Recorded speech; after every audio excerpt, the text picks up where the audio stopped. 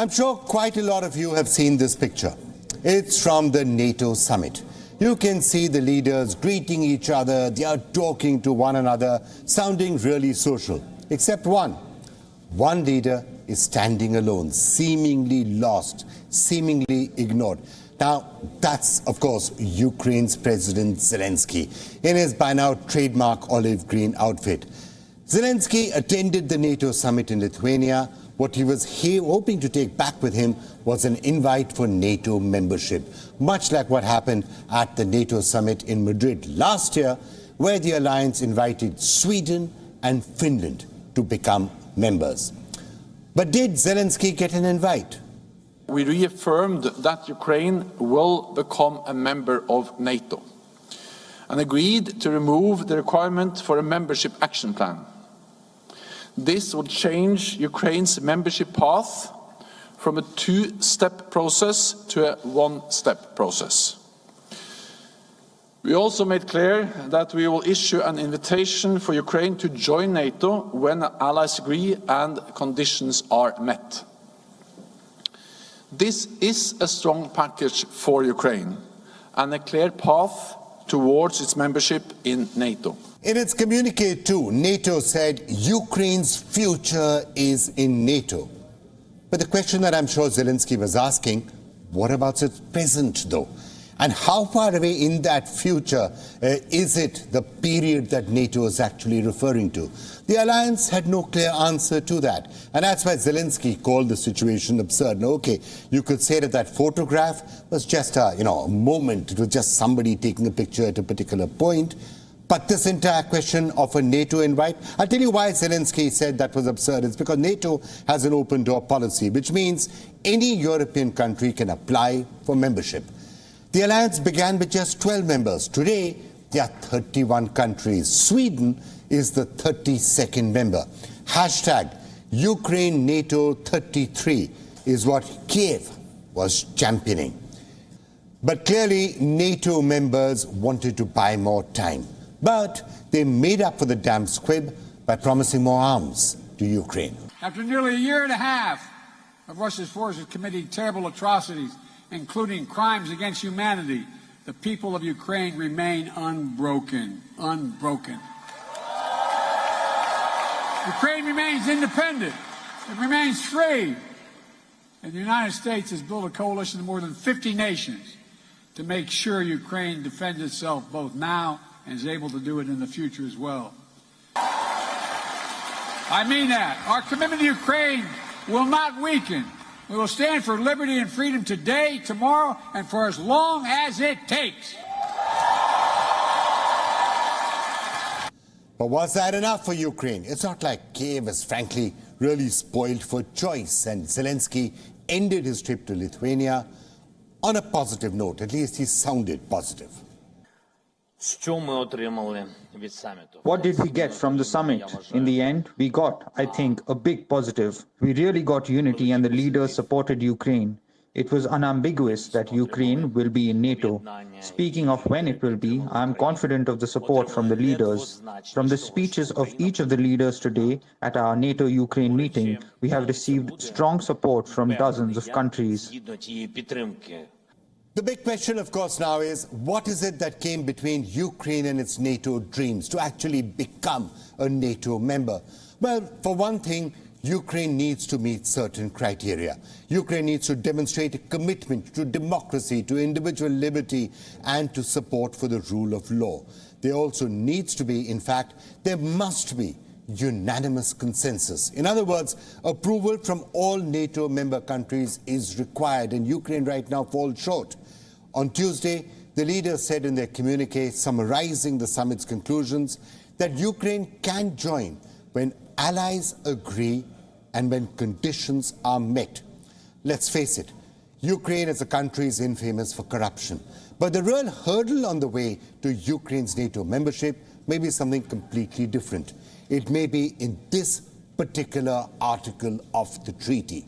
It talks about the principle of collective defense, meaning an attack on one NATO member is an attack on all. Now, has this particular article of the treaty ever been invoked? Indeed, it has. The first and the only time was post 9/11.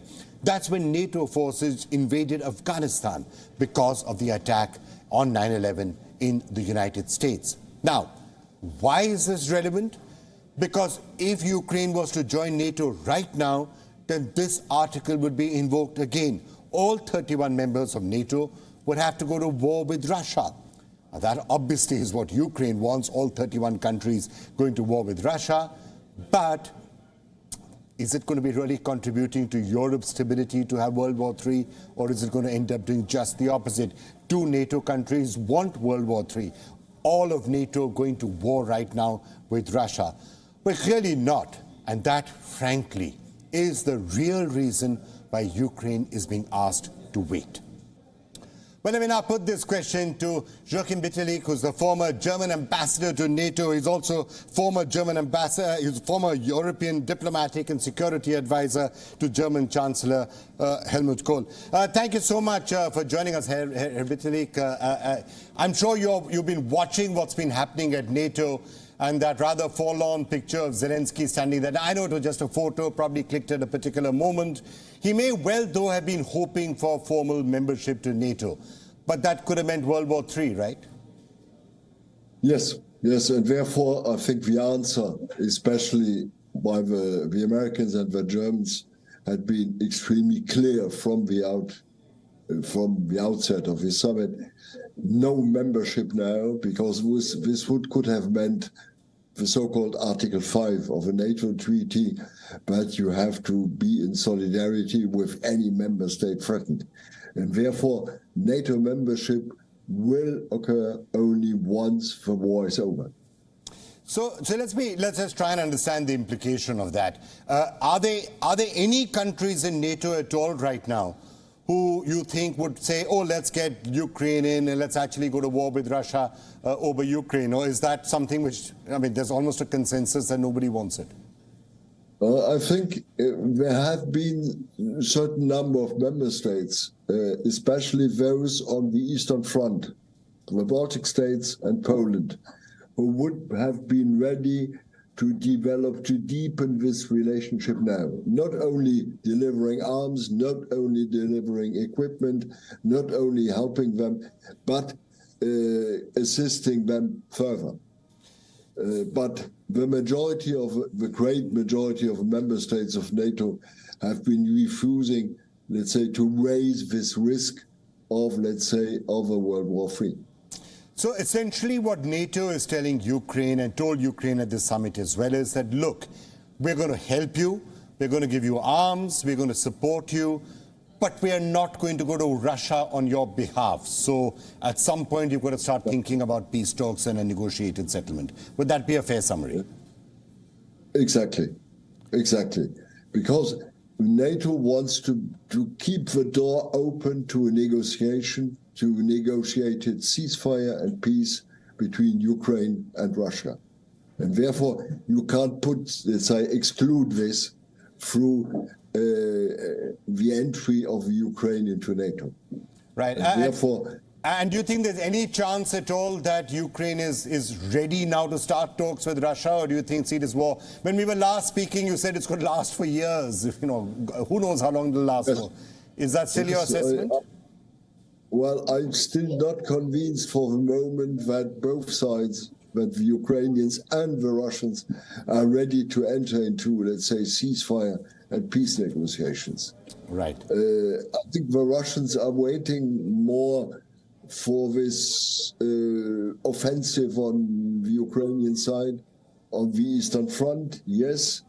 And the Russians want to see how they are able to resist, because I think the Russians have shown certain weakened sides in the last weeks, not only by Prigozhin's, let's say, so-called, I call it nearly an operate push, because he has been received afterwards even by Putin. Strange story on Russian soil.